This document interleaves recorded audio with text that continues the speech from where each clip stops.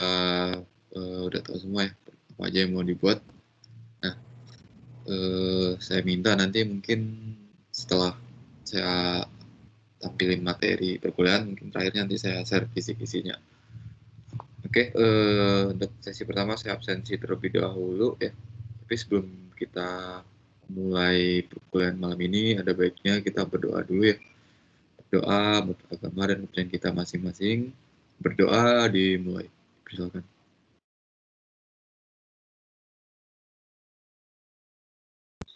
Berdoa selesai. Terima kasih. Oke, saya akan absen terlebih dahulu.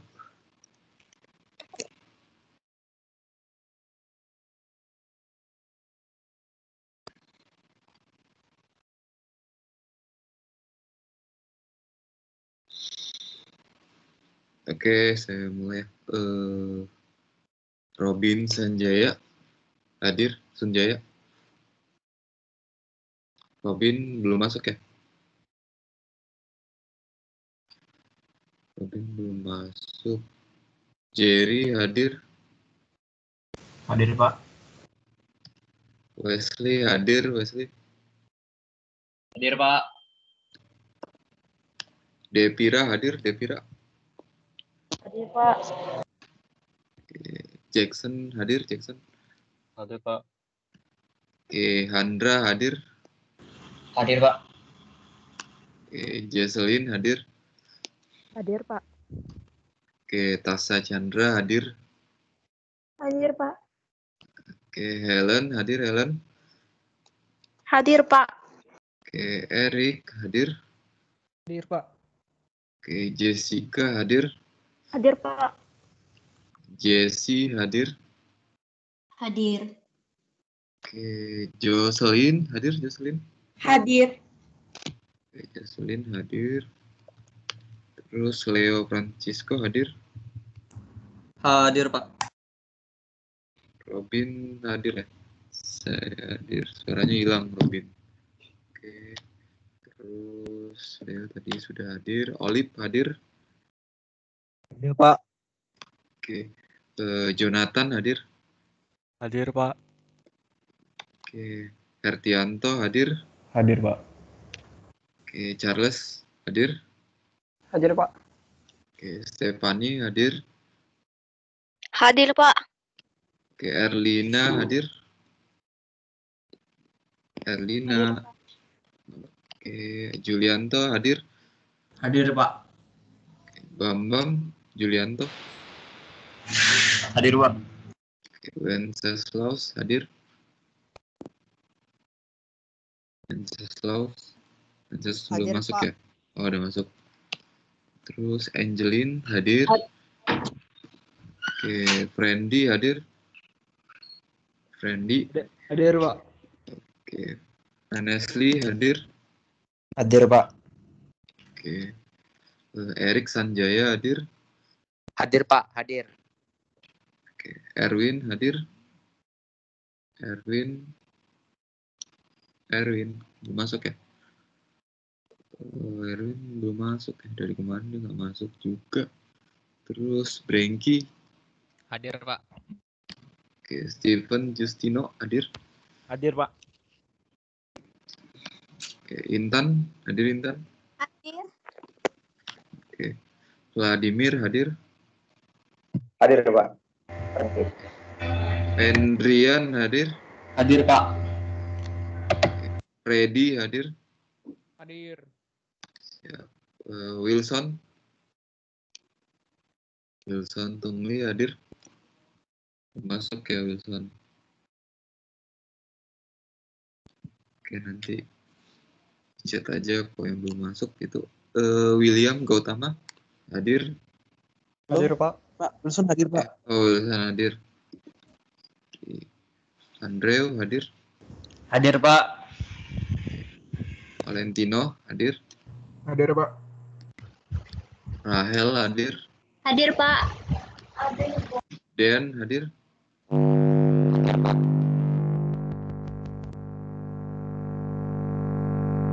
Iya, Dan hadir ya. Suaranya ya. Oke. Terus Piki Anggrianto hadir. Hadir. Kelvin, hadir. Kelvin, Hadir, Pak. Kelvin. Oke. Andi, hadir. Hadir Pak. Oke. Dirson, hadir. Hadir Pak. Vincent, hadir. Vincent Eng. Rumah. Hadir Pak. Oke. Novendi, hadir. Hadir Pak. Deon Libora, hadir. Oh, Deon pindah ya, kemarin teknik sipil. Sorry. Dia pindah ke teknik sipil. Terus si Catherine, hadir. Catherine. Hadir Pak. Oke. Dennis Fernando, hadir. Hadir, Pak. Ya, bisa hadir. Gabriel, hadir. Iya hadir Pak. Hadir Pak. Hadir Hadir. Pak. Rizky Andriandi, hadir. Hadir, Pak. Oke. David Pieri, hadir. Pak hadir. Eric, hadir. Hadir Pak. Edmund, hadir. Hadir. Oke. Daniel. Nah, Daniel dari mana nih? Dari Batam ya? Oh, dari Batam. Tinggal di mana, Daniel? Oh, Nagoya. Rumah join ya. Salam kenal. Nah, ini Said juga nih. Said, apa kabar nih? Alhamdulillah baik Pak. Said dari mana? Batam Dari juga. Batam. Batam Pak. Batam di mananya? Di Sagulung. Oh, di Sagulung. Oke, selamat bergabung ya Said dan Daniel. Siap. Have fun. Makasih. Oke, untuk absensi mungkin ini saja sih. Erwin yang nggak ada ya. Dari kemarin Erwin juga nggak ada. Ada yang tahu kabarnya gimana, Erwin? Kurang tahu ya.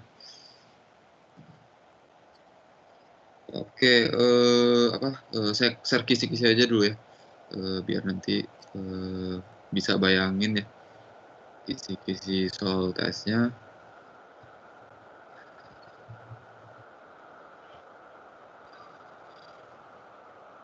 Sebentar saya share dulu.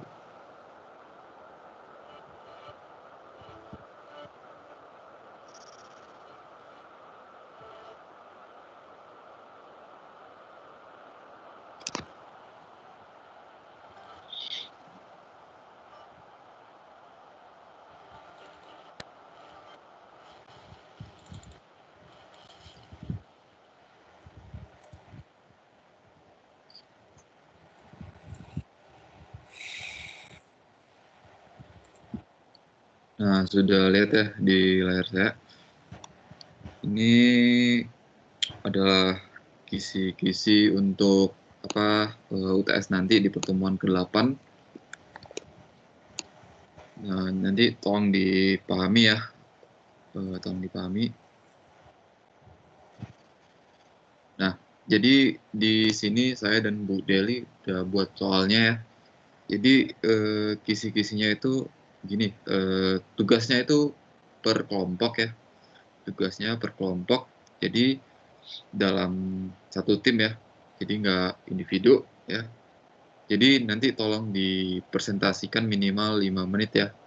Dengan cara merecord video ya. Video anggota tim serta untuk mempresentasikan proyek dalam sebuah konten ya. Nah, yang pertama itu kontennya tema atau sistemnya itu aplikasi yang akan dirancang ya. Mungkin teman-teman ada gambarannya ya. Kayak membuat sebuah aplikasi, misalnya aplikasi sistem informasi ya, sistem informasi atau mobile, kan itu ada tuh prototipenya ya. Nah, nanti itu dilampirin aja di dalam sebuah slide PPT gitu. Nah, nanti teman-teman nanti bisa jelasin ini adalah form loginnya, jadi prototipenya seperti ini gitu. ini form registernya, dan kami buat temanya seperti ini. Masing-masing durasinya itu 5 menit, tapi kalau lebih silakan boleh. Nah, yang kedua itu target penggunanya. Nah, target penggunanya itu misalnya nih, ruang lingkup aplikasinya tuh misalnya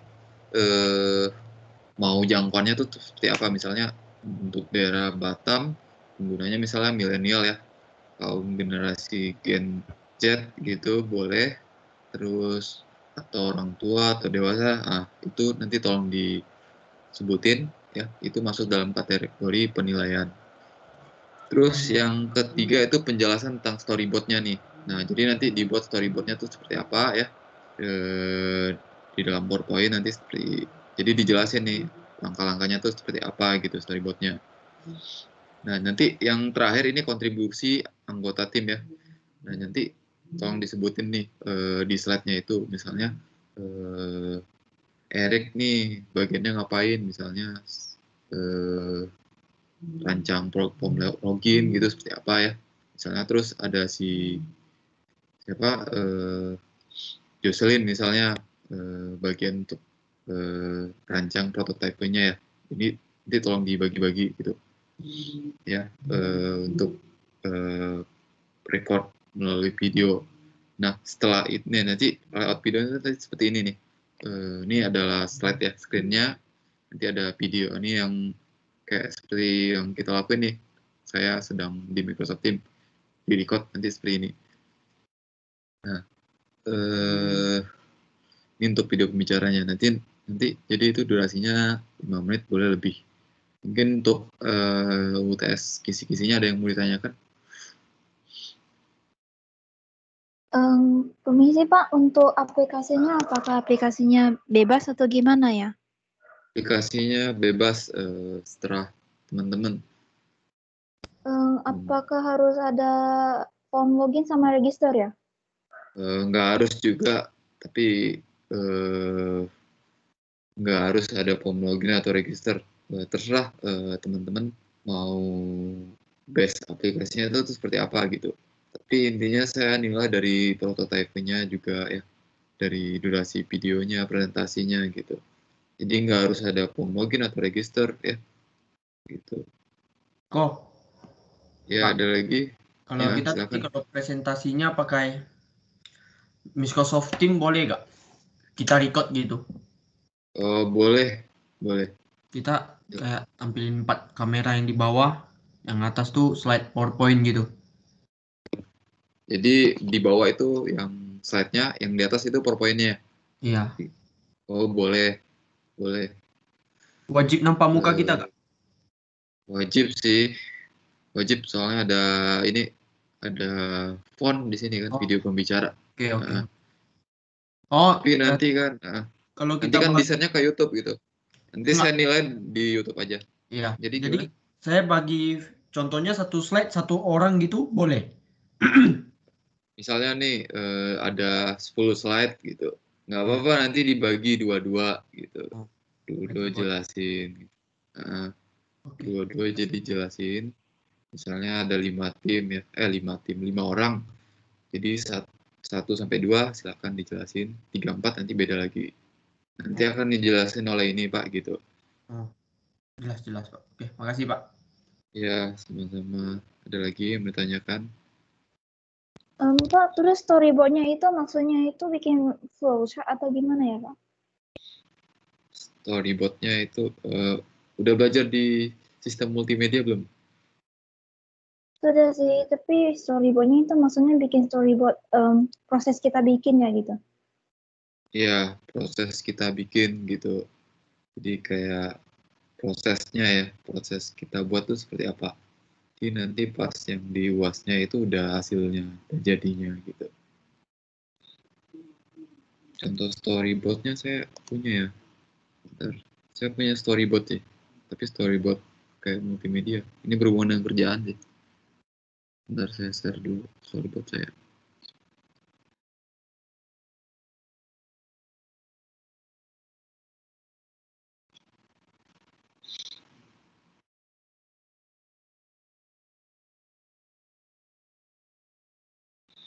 Jadi saya punya storyboard gini sih. Ini kerjaan saya sih.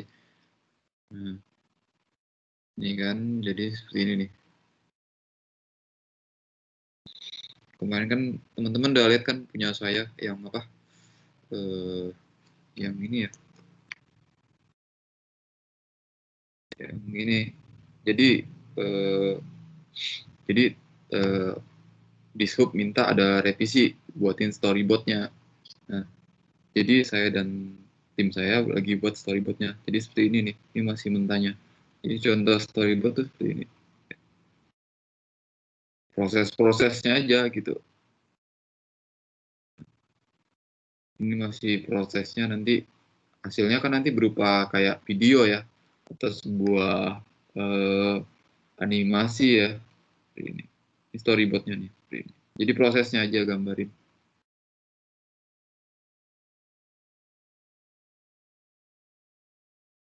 Ya, seperti itu. Ada lagi yang mau ditanyakan?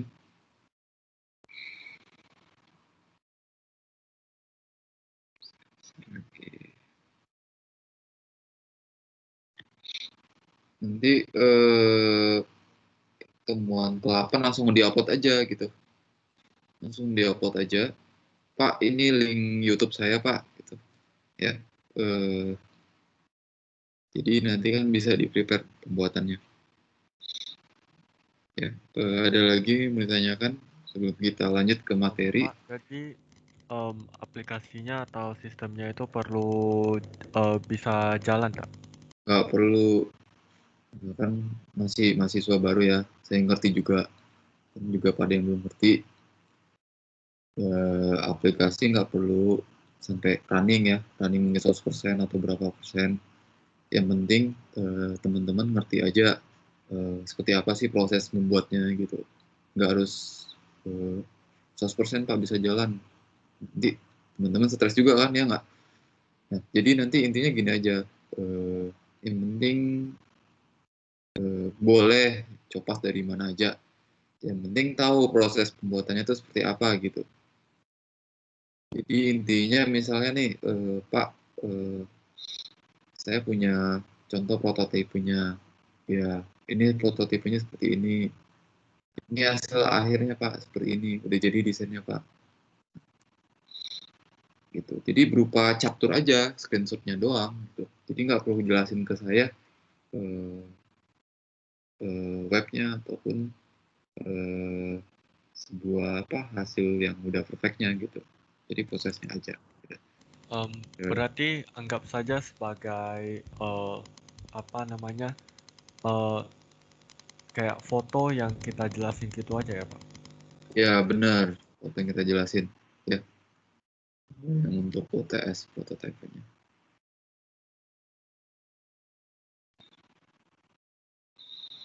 Ada lagi yang lain? Pak, kalau contoh kan katanya bebas kan temanya. Kalau contoh kita kelompok kami di Tech Pro itu rencananya mau buat game. Jadi kalau contoh mau tentang game itu boleh tak Pak? Oh boleh, silakan. Karena kan kita kan sistem informasi ya. Kita juga develop sebuah game. Boleh. Sangat diperbolehkan. Malah itu jarang sih ada teman-teman atau rekan-rekan yang dulu ya, mungkin kakak kelas kalian ya, yang yang untuk game jarang sih. Palingan yang untuk sistem informasi doang. Jadi boleh silakan nggak apa-apa untuk game ya. Jadi nanti misalnya ya gamenya mungkin prototipe aplikasi gamenya nih, buat aja yang hitam putihnya ya. Terus nanti akan jadi seperti ini Pak, kalau udah jadi di chapter nanti videonya pas aplikasinya udah jadi, misalnya nih udah ada yang gambar-gambarnya ya, itu di screenshot aja di chapter gitu. Nggak apa-apa, game juga boleh. Ada lagi misalnya mau yang lain, sistem informasi pun juga boleh ya, mobile, Android. Ada yang mau dengan animasi juga boleh, silakan ya. Pak. Kok tadi saya contohnya animasi ya kan? Silakan, ada lagi. Penjelasan storyboardnya itu kita harus jelasin apanya gini? kayak mau jelasin apanya dulu storyboardnya. Penjelasan storyboardnya itu jelasin aja misalnya seperti ini. Ada minimum slide-nya untuk storyboard? Minimum slide-nya saya nggak punya sih. Tadi yang saya sampaikan tuh storyboard yang punya untuk si small ya. Kalau untuk apa? Kalau untuk Tech Pro ya. Banyak yang milih ke Tech Pro ya kayaknya. Oh, berarti kita nggak wajib storyboard dong. Berarti kalau kita mau buat game, storyboardnya nggak kita pakai. Kalau mau buat game, storyboardnya nggak dipakai. Iya, nggak usah dipakai kalau untuk game ya. Oke. Tapi kalau untuk video, pakai itu. Terima kasih. Karena yang storyboard tuh kan hanya untuk small ya. Kayak saya ini si small nih. Yang saya buat storyboardnya. Nanti akan jadi sebuah animasi. Seperti itu.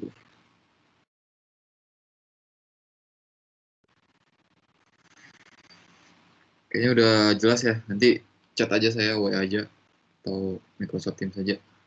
Yang akan masuk ke materi kali ini. Di pertemuan kemarin kita belajar mengenai keanekaragaman dialog ya. Rancangan dialog ya. Jadi nanti untuk pertemuan ke-6 kita akan bahas mengenai usability ya. Mungkin teman-teman udah pada download slide-nya ya. Mungkin slide-nya dulu.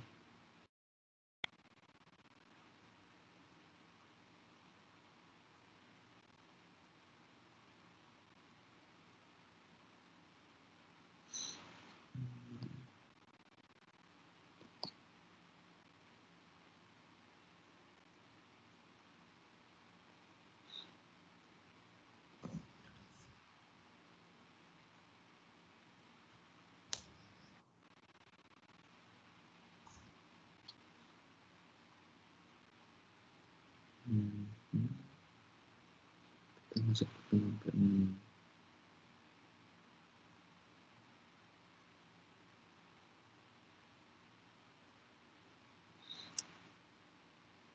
Oke, udah nampak slide-nya? Slide pertemuan ke-6 udah nampak? Udah nampak ya? Belum nampak. Udah. Udah nampak ya? Kalau saya belum sih, Pak. Oh, saya belum ya. Oke, sebentar. Oke, ini nih. Oke.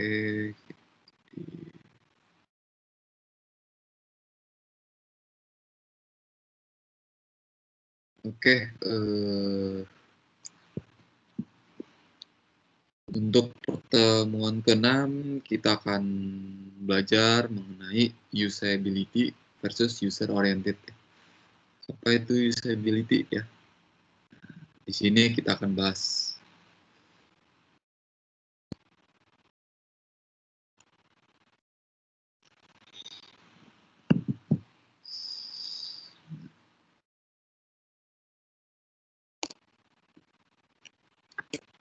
Oke, baiklah. Jadi apa itu usability ya? Kita akan mengenal yang pertama kali yaitu dengan prinsip usability. Nah, usability itu mungkin ada yang tahu nih. Usability berasal dari kata usable ya, yang mengerti pengertian dapat digunakan dengan baik ya. Use ya, digunakan ya dengan baik. Jadi usability itu dikategorikan sebagai paradigma dari sebuah aplikasi ya, yaitu dari sisi perangkat lunak. Kita di desain interaksi akan banyak banyak belajar mengenai sisi perangkat lunaknya ya, karena di desain interaksi ini kita banyak belajar tentang teori gitu. Jadi nanti mungkin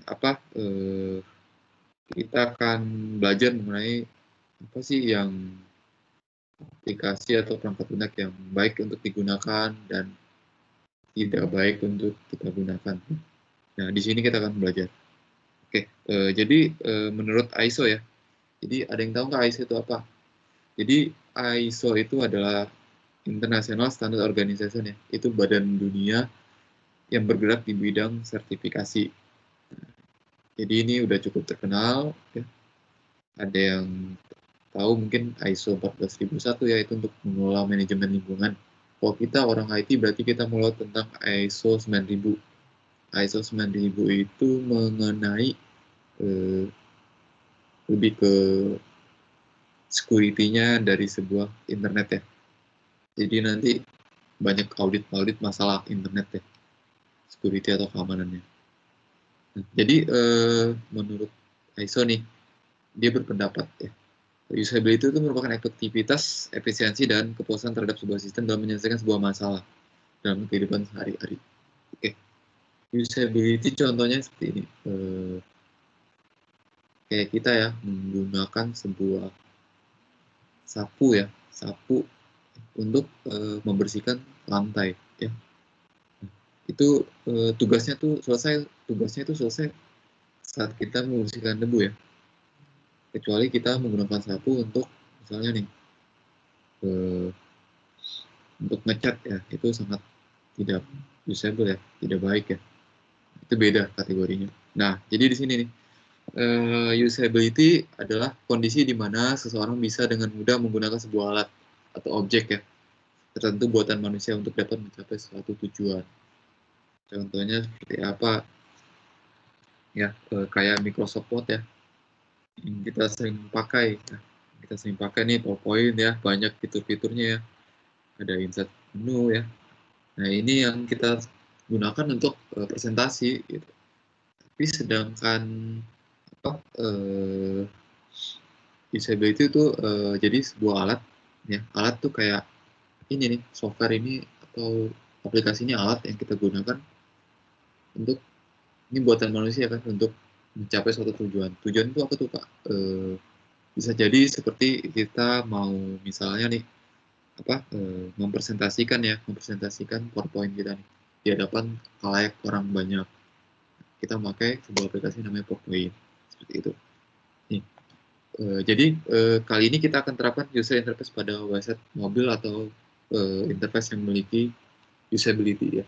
Jadi kemarin yang saya bilang yang teman-teman rancang, baik itu prototipenya, Sysmul ataupun TechPro, usahakan seperti ini ya. Usahakan harus memiliki usability yang rendah ya. Kalau dibangun tentu sangat mengakibatkan seperti ini nih. Jangan sampai seperti ini gitu. Pemborosan waktu itu seperti apa Pak? Jadi kita memakai sebuah aplikasi, kita lama menunggunya kalau dalam sistem multimedia nih, banyak kali bugs-nya ataupun iklan-iklannya, terus banyak kali loading-loadingnya gitu. Itu sangat tidak baik ya. Itu membuat orang menunggu dan akhirnya terjadinya penurunan produktivitas ya. Jadi orang pada malas nih, lama kali, lelet kali ya, lelah kali Pak. Udah, saya nggak mau pakai aplikasi ini Pak, sangat tidak baik Pak. Gitu. Nah, akhirnya mereka frustasi nggak mau pakai lagi ya. Akhirnya mereka yang semangat mau pakai sebuah aplikasi itu bahkan sempat down karena terjadinya penurunan produktivitas yang mengakibatkan frustasi. Nah, yang keempat yaitu enggan menggunakan kembali. Sudah jelas ya, uang aplikasinya jelek kok Pak, saya nggak mau gunain lagi Pak, ini saya pakai aplikasi lain gitu. Nah, inilah kenapa desain interaksi itu membangun sebuah tata dinamika bagaimana sih caranya user interface ya, seperti itu. Nah, yang kelima pasti kita akan stres ya kalau aplikasinya nggak jalan, banyak yang error dan lain sebagainya, seperti itu. Oke, selanjutnya ya, jadi di sini adalah siklus dari usability tersebut. Jadi usability siklusnya itu pertama kali itu mengincar pada kenali penggunanya, seperti itu, kenal the user. Jadi user dapat diklasifikasikan menjadi sebagai berikut ya. Satu, pengalamannya itu seperti apa? Ya kayak kita nih ya, misalnya tingkatan programming ya. Kita pakai Visual Studio Code, kita pakai Sublime. Ada yang pakai Bootstrap ya. Ada yang pakai apa lagi? SAM. database, PHP, admin, dan lain-lainnya. Itu yang untuk tingkat programming. Tingkat yang admin ya, palingan pakai Microsoft Excel, Word, PPT, dan lain sebagainya. Itu untuk yang Office, accounting sebagainya ya. Ada bisa apa? Accurate, terus aplikasi accounting yang lainnya sebagainya. Nah, yang kedua tingkat pendidikan ya. Tingkat pendidikan sangat mempengaruhi ya. Mungkin bisa jadi ya, mungkin ada yang belum ngerti, mungkin mohon maaf ya, mungkin ada yang tamat mungkin SMP, SD ya, mungkin mereka belum familiar mengenai programming ya. Itu mungkin psychosociability-nya juga sering kita pas kita benar-benar kita mengertiin gitu. Yang keempat, yang ketiga tuh umur ya, jangkauan umurnya mungkin untuk mohon maaf nih ada yang lansia ya, ada yang lansia mungkin penggunaannya mungkin agak khusus gitu, ada yang ada yang ada yang kayak apa, yang masih muda kan mungkin kayak kita generasi milenial atau Gen Z mungkin lebih paham ya, familiar menggunakan aplikasi-aplikasi ya. Itu kita harus tahu sasarannya ya, penggunanya itu seperti apa. Mungkin buat aplikasi, Pak, saya pengen buat aplikasi untuk pengguna lansia, jadi mereka tahu menggunakan akses aplikasi saya gitu. Misalnya nih, misalnya Facebook ya, Facebook pernah ya ada aplikasi yang namanya itu Facebook biasa ya, terus Facebook menggunakan aplikasi yang namanya Lite. Ada yang tahu Lite itu, Facebook Lite itu seperti apa? Nah, Dia kurang makan kuota. nah bener, simple ya. Nah seperti itu gitu.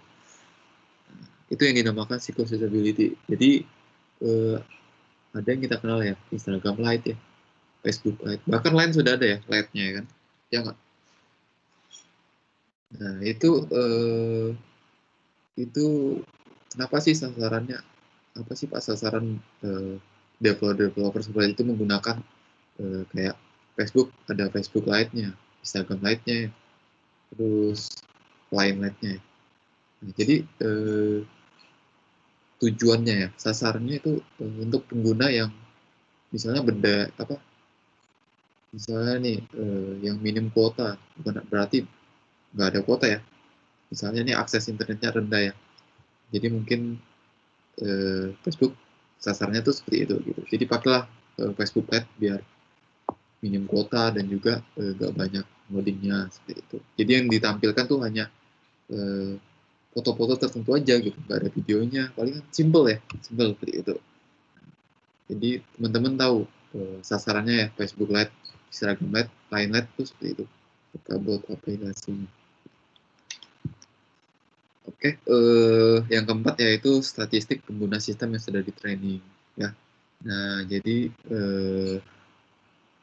ini kayak ERP ya. ERP itu kayak Enterprise Resource Planning ya. SAP, ada yang tahu SAP? Ada yang tahu SAP? Saya contohkan tuh SAP itu seperti ini. Kalau di tempat saya kerja dulu, saya pakai SAP. SAP saya tuh kalau nggak salah tuh namanya seperti ini. Saya share dulu.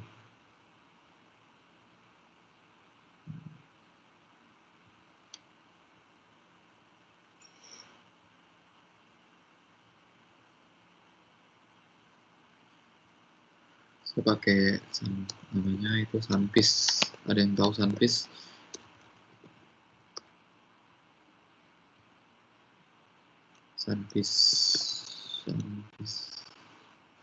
Sunfish ini adalah sebuah dari DataOn ya. DataOn mengeluarkan sebuah ERP atau SAP. ERP adalah Enterprise Resource Planning ya. Enterprise Resource Planning yang sebuah aplikasi berbasis software host ya. Jadi dia bisa software desktop pun bisa. Ini kayak untuk yang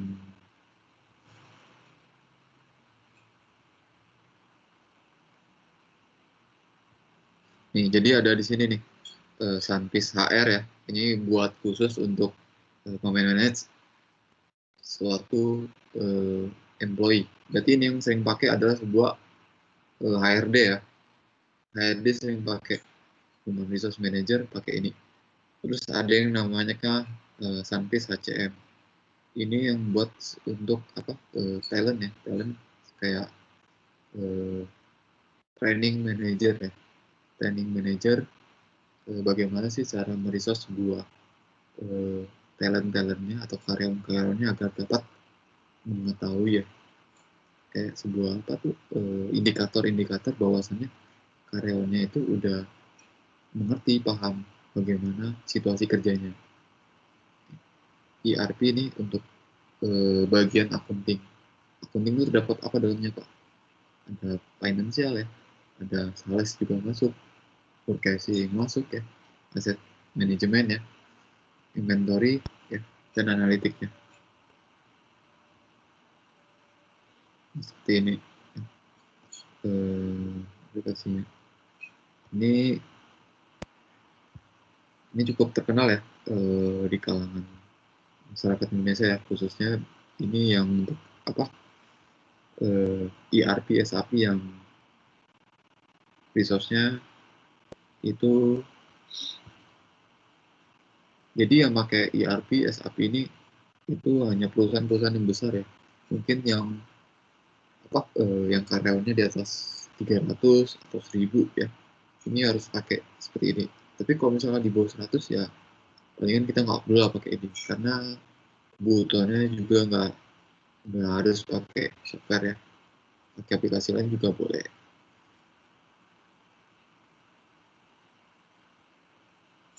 Ada masalah demonya sampai demo.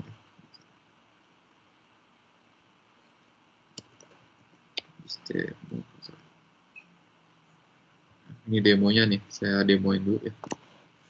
Jadi nanti teman-teman tahu apa dalam sebuah aplikasi ya. Ini aplikasi kita coba di sistem HRD aja ya. Sunfish HR kita pakai ya. Sunfish HR.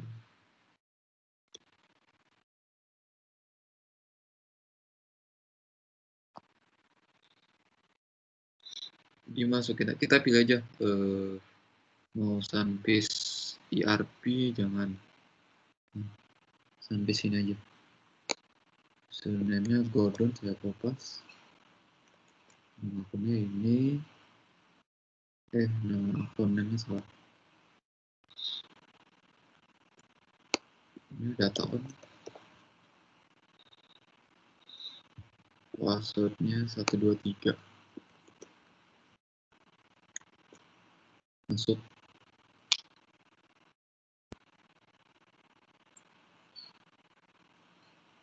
Kita tunggu ya. Harusnya masuk.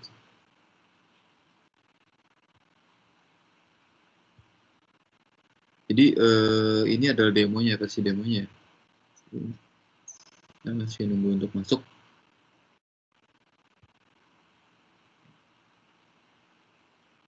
Kita sambil menunggu masuk, saya lanjut aja ya. Nanti saya jelasin lagi yang tadi. Kita langsung sambung materi lagi sambil menunggu. Oke, jadi kategori utama yaitu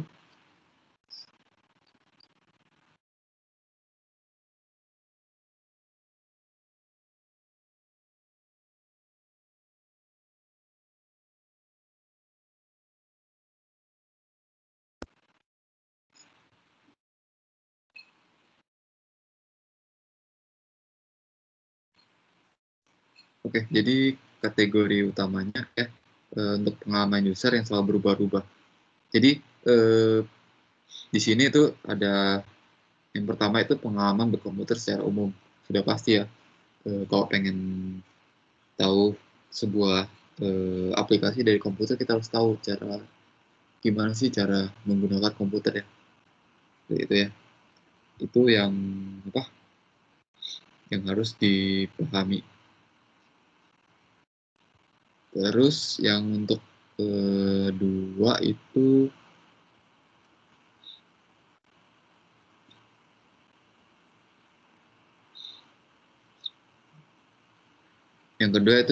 mengetahui dan paham akan tugas dari masalah tersebut ya.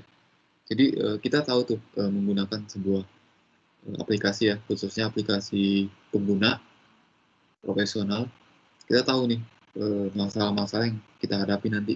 Misalnya nih kita sebagai programming ada bug ya atau coding yang error, itu kita udah tahu masalahnya itu di mana ya, line-nya berapa, call-nya berapa, gitu.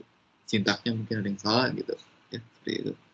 Yang ketiga pengguna sistem yang spesifik ya, yang saya bilangin ini kayak kita paling familiar sama Windows ya boleh, macOS kan beda tuh tampilannya ya. Jadi nanti bisa kadang agak sulit juga kalau yang terbiasa dengan Macintosh ya, mungkin beralih ke Windows mungkin agak bingung. Jadi kita harus disesuaikan gitu. Jadi seandainya pengen buat aplikasi di Android atau di iOS tuh nggak harus sama ya, itu harus beda. Seperti itu.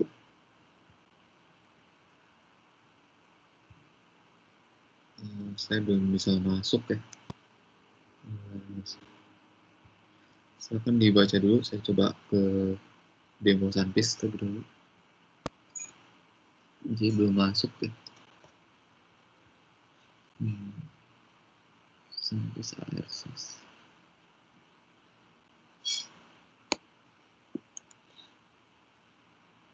Silakan dibaca dulu ya.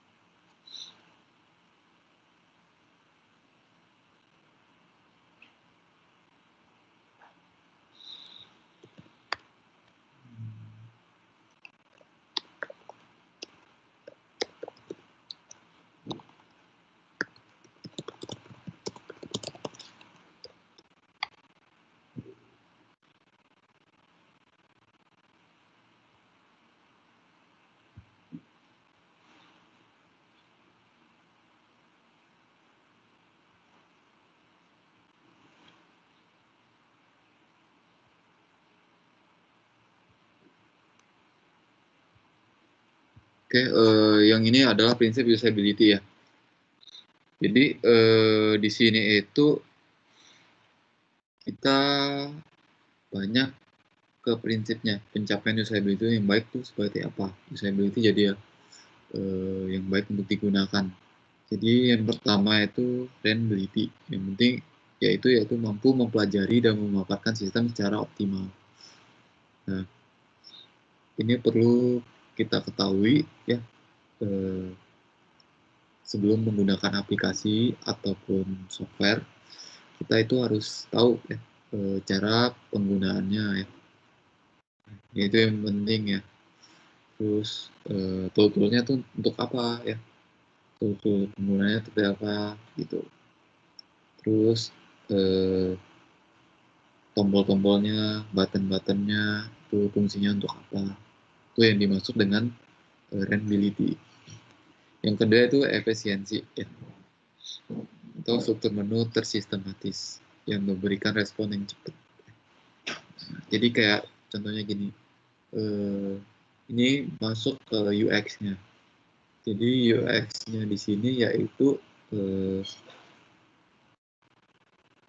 kita tahu gimana caranya agar misalnya nih tampilannya itu cepat gitu. Cepat dalam arti ya mudah aksesnya ya. Misalnya tombol login ya, cepat aksesnya dan juga tidak terlalu lama seperti itu. Saya masih belum bisa sih masuk ke Sunfish. Saya masuk.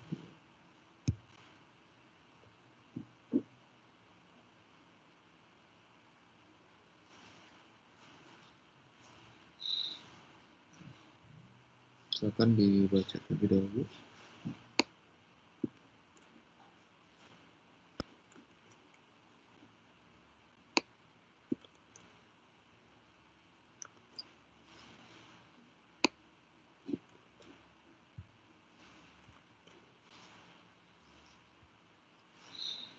Jadi seperti itu ya. Terus yang berikutnya itu memorability. Nah ini kayak contohnya tuh kemudahan dalam mengingat nama. Ya, contohnya sebuah aplikasi Microsoft PowerPoint ini ya. Kita tahu nih insert ya, artinya ya menyisipkan ya, desain, transition ya, animasi.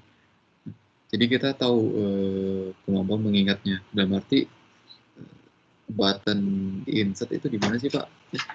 Oh di sini cukup jelas ya, di tengah-tengah. Gitu, seperti itu.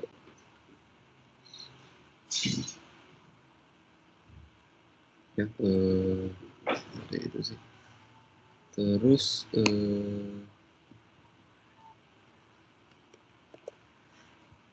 kita juga tahu yang keempat itu error ya. Jadi tidak terdapat error pada sistem. Nah, jadi di sini ya jika ada pesan yang salah ketika terjadi error itu kita tahu ya, tahu ada bahwasannya itu error. Itu jadi ada kayak infonya ya, warningnya gitu dari sebuah aplikasi atau software bahwasannya yang kita gunain tuh sintaksnya itu salah gitu. Dan yang terakhir itu satisfaction, yaitu kenyamanan ya. Nah ini kembali lagi user interface. Gimana sih nyamannya sebuah user menggunakan sistem kita, dan kembali lagi untuk menggunakannya. Ya, kalau bisa buat sebuah aplikasi itu yang saya betah Pak menggunainnya. Contohnya kayak aplikasi kayak Gojek ya, kan tampilannya tuh bagus ya, desainnya minimalis ya, nggak banyak warna, desainnya pun juga oke gitu, seperti itu.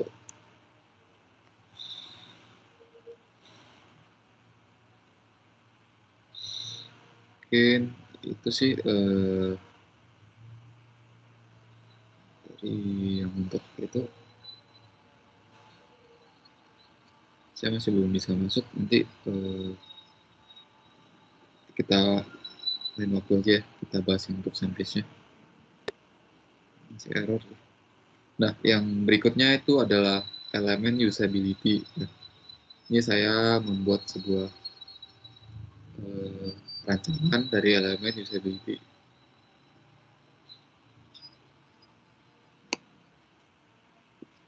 Jadi elemen usability itu seperti ini.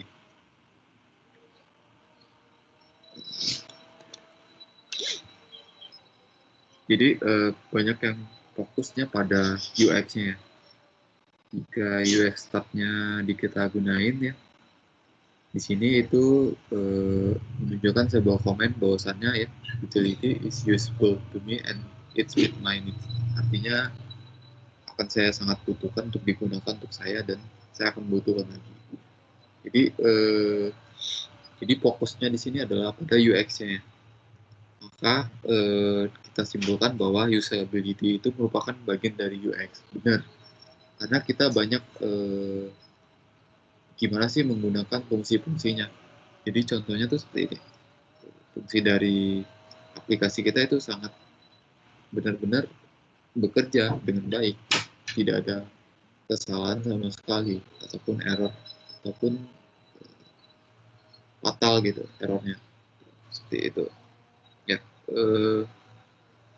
Dan pengguna mulai senang apa yang kita lihat dan kita rasakan, sehingga akhirnya dapat menciptakan user experience yang bagus ya, seperti itu.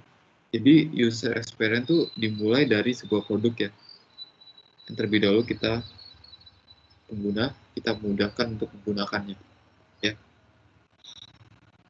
Yang saya bilang kaidahnya yang kontrasnya sangat baik ya, tidak banyak warna-warnanya yang teman-teman sudah buat kemarin di tugas pertama ya. Mungkin nanti Said sama si Daniel ya, tugas pertama kan belum ada nih, nanti saya akan kasih tugasnya ya. Nanti tugas yang berikutnya nanti bisa per kelompok sama teman-temannya ya. Itu. Nah, terus yang ketiga, yang berikutnya itu heuristic usability ya. Heuristic usability itu adalah berkaitan dengan prosedur analitis yang memberikan perkiraan yang tepat dan pengecekan ulang sebelum memberikan kepastian. Contohnya itu seperti apa, Pak? Seperti ini. Kayak contohnya itu visibility of system status, di mana suatu kondisi yang mampu memberikan informasi yang terjadi pada user baik yang sedang dilakukan. Contoh seperti ini. Jadi saya punya gambar nih di bawah ini ya. Ini memberikan sebuah informasi bahwasannya kekuatan password saya itu sangat strong gitu ya. Jadi ada sebuah komen bahwasannya password yang saya gunakan itu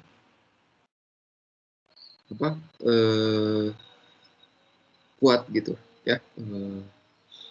Nih contohnya nih. Jadi gimana sih caranya kita mengetahui informasi yang kita ketik ya. Jadi kita tahu nih password kita tuh strong atau lemahnya. Ini sering kita jumpai ya pada saat kita register sebuah website atau apapun ya, seperti itu. Terus selanjutnya yaitu match B1 system and real world. Jadi sistem haruslah mampu memberikan informasi yang mudah dipahami seperti bahasa sehari-hari untuk memberikan kesan yang dan keakraban dan kepercayaan bagi user ya. Contohnya tuh seperti ini ya. Contohnya tuh interactive coding ya. Kayak sebuah contoh misalnya kayak aplikasi pembelajaran misalnya ruang guru ya. Jadi informasinya tuh mengenai interaktif codingnya seperti apa ya, interaktif pembelajarannya itu seperti apa gitu. Nih ya. Selanjutnya use control and freedom. Nah ini mampu memberikan kemudahan dan kebebasan kepada user dalam menggunakan interface. Contohnya seperti kita melakukan undo ya, redo dalam sebuah pesan Gmail. Kita diberikan kemudahan untuk kebebasan ngedit. Contohnya mau copy, paste, undo, redo ya. Kalau di dalam aplikasi Photoshop mungkin ada semua itu ya. Itu. Berikutnya konsistensi dan standar ya. Desain konsisten dan baik-baik akan memudahkan bagi user dalam mengenai fitur. Contohnya fitur-fitur dalam Microsoft PowerPoint ya, sangat baik ya. Fitur-fiturnya juga lengkap ya. Ada tabel, picture ya, dan lain sebagainya. Konsisten berarti dan standar ya, sesuai dengan standarnya. Itu. Ini error prevention ya. Jadi nih biasa nih kalau misalnya kita di Google ya ketemuin error seperti ini paling kan ada game-game yang loncat-loncat itu ya, bener nggak? Ya. Bener sekali sih, Google itu kalau misalnya nih mungkin ada connection kita yang error atau apapun ya, itu pasti mungkin Google tahu sih cara IMK-nya atau desain interaksinya biar pengguna nggak frustasi.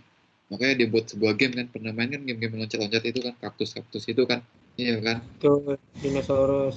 Ya dinosaurus itu. Nah, jadi Google itu udah ngerancang gimana sih pengguna ketika frustasi, yaitu dengan bot game seperti itu ya. Contohnya tuh seperti ini.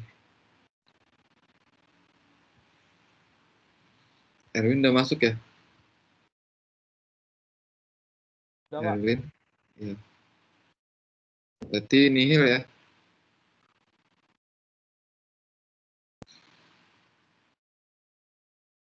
Absensinya nihil kalau gitu.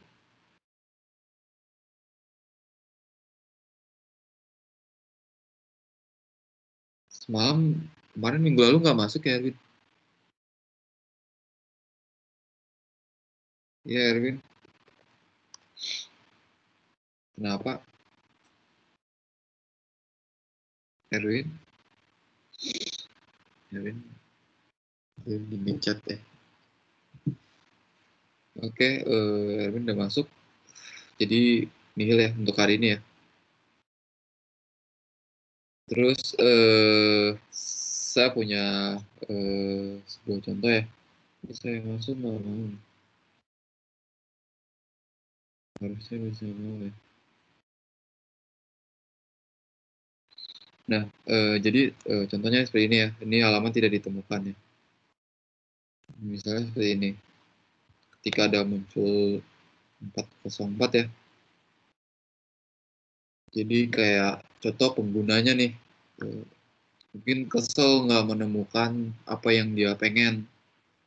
Jadi inisiatif sebuah website ini, dia membuat sebuah kayak sebuah animasi seperti ini nih ya, gerak sendiri kan gambarnya. Nanti dia juga kasih sebuah komen, we are sorry but the pack you were looking for doesn't exist. Bahwasannya yang halaman yang Anda minta itu saat ini tidak tersedia gitu. Jadi sangat apa ya, sangat desain interaksinya itu dapat dalam sebuah website ini gitu. Contohnya tuh ada gambar animasi sebuah orang yang bahwasannya dia nggak tahu gitu. Tapi kalau yang saya punya website ini hanya polos doang. Jadi saya nggak tahu nih halaman ini bisa ditemukan. Jadi saya merasa lihat website ini bete jadinya, frustasi gitu. Mungkin lain kali saya nggak mau buka lagi lah ya, saya close aja gitu. Tapi kalau saya lihat dengan website ini perbandingannya, mungkin saya akan balik lagi ke sini ya, karena menyanyikan informasinya dan animasinya itu jelas ya, seperti itu. Ini itu ya.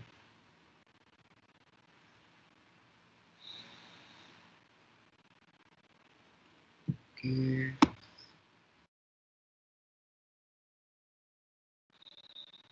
Selanjutnya kita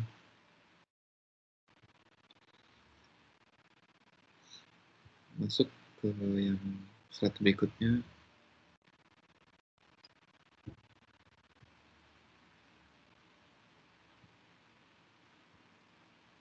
Nah, yang keenam, recognition rather than recall ya. Nah, di sini ya, fokusnya itu daripada memaksa user untuk mengingat, lebih baik buat user bisa mengenali sistem tersebut. Ya. Contohnya tuh seperti apa, Pak? Contohnya nih, saya punya sebuah pencarian ya. Kalau misalnya kita akses sebuah, misalnya nih Google ya.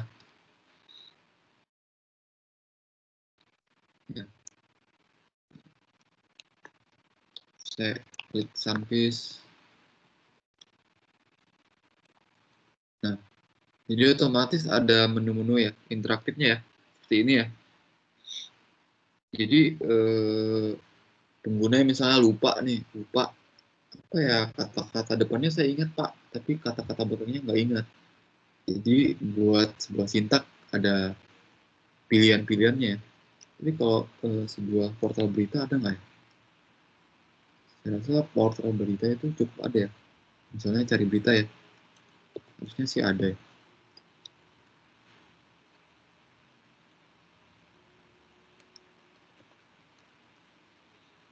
Misalnya tentang teknologi, kayaknya detik nggak ada ya.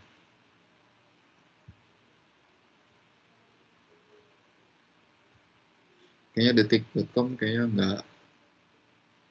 nggak membuat filter itu ya, dia hanya buat filter seperti ini saja gitu. Tapi kalau Google ya dia cukup, karena dia kan search engine yang terbesar ya di dunia ya, nah, dia buat seperti itu. Oke, kita lanjut materi.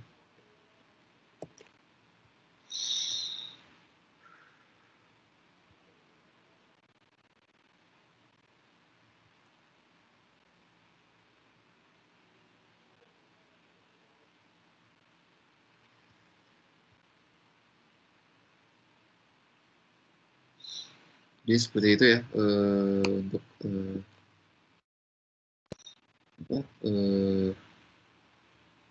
sebuah sistemnya.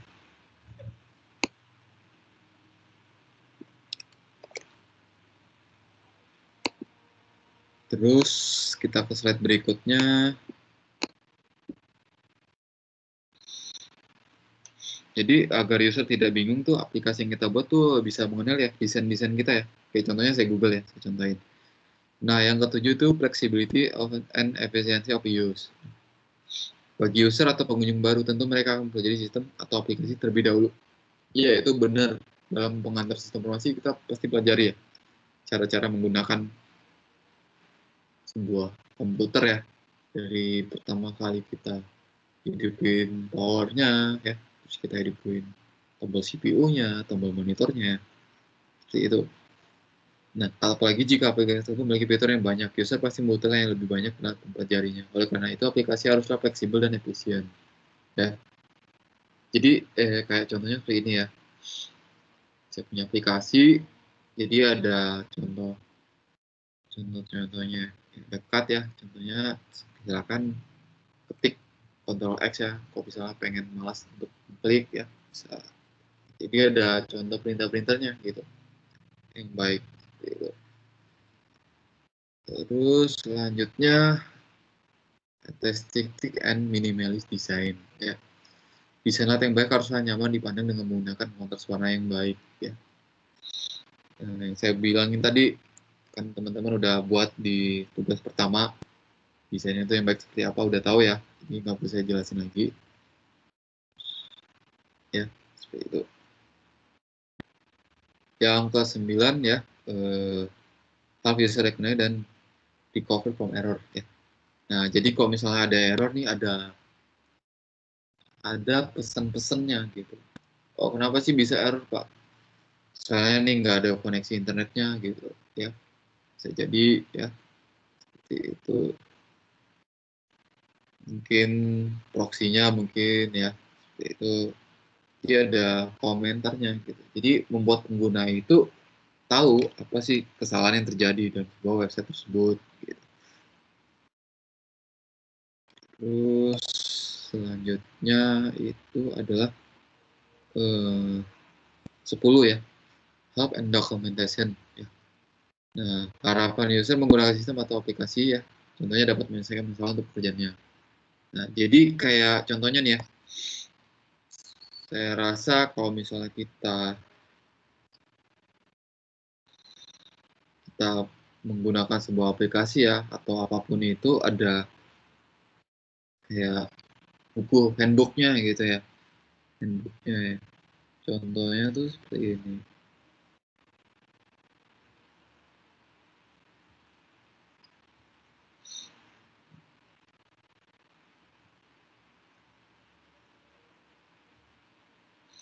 Jadi saya kita contohkan ada yang pakai Laravel ya. Laravel itu punya handbooknya ya.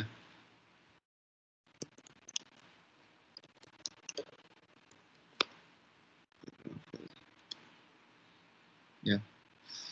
Ini ada yang tahu nih framework terbaru ya Laravel ya, penggantinya CI. Nah, jadi dalam sebuah website ini dia ada dokumentasinya nih. Ya. Dokumentasinya gitu. Cara-cara installnya ya, handbooknya ya. Kalau kita sudah menggunakan aplikasinya. Jadi kita tahu nih apa-apa saja nih tampilannya seperti ini ya. Seperti ini gitu.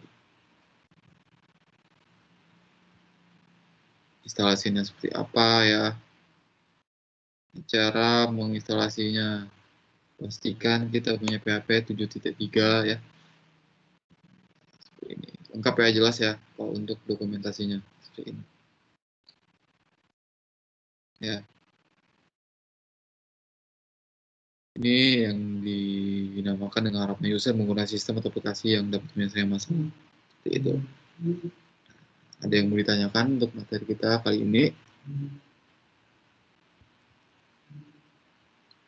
Silakan kalau ada yang mau ditanyakan. Kisi-kisi UTS juga saya mau ditanyakan.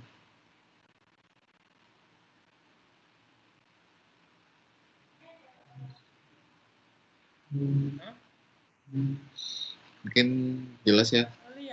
Silakan dipahami terlebih dahulu ya. Saya share aja kisi-kisinya ya. Jadi nanti teman-teman bisa bisa jelas.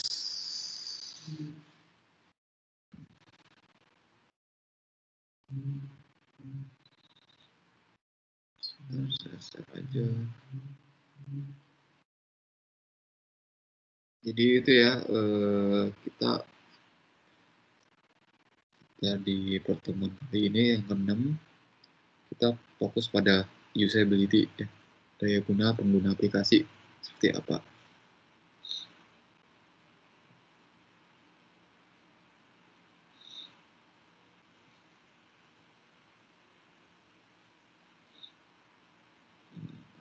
Saya share dulu yang untuk kisi-kisinya.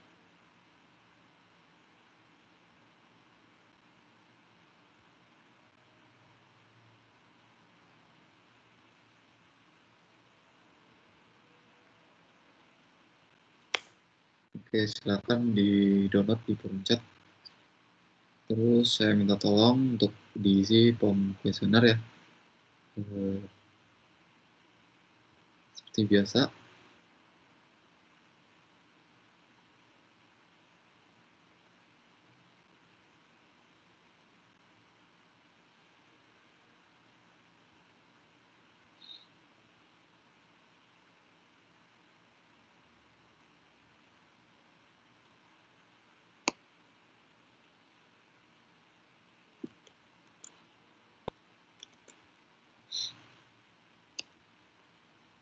Silakan diisi ya. Saya rasa pertemuan kali ini cukup jelas ya. Kita banyak teorinya soalnya.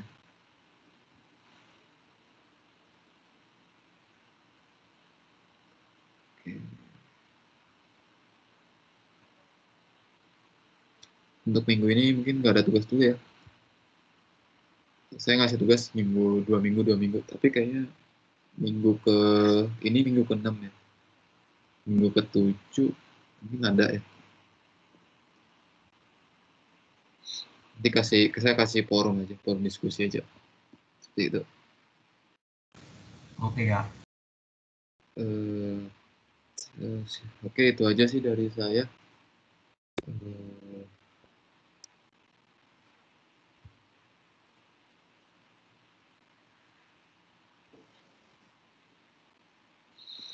Udah cukup jelas ya. Oke, mungkin untuk materi perkuliahan kita sampai sini aja. Saya minta tolong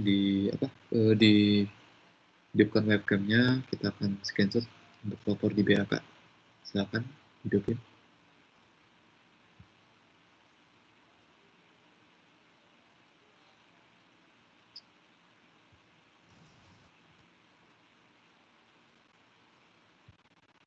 Silakan yang masih belum hidupin.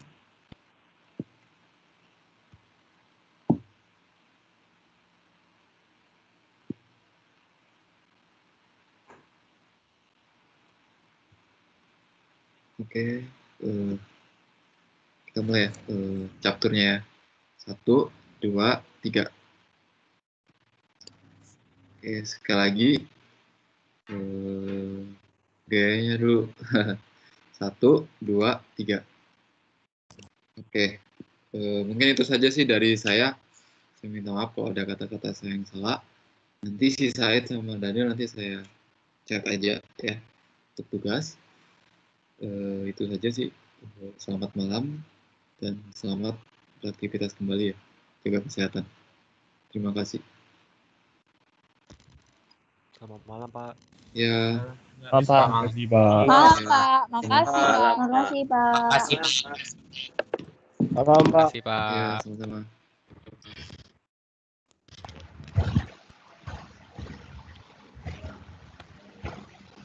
Terima kasih Pak, malam Pak. Ya, sama-sama malam.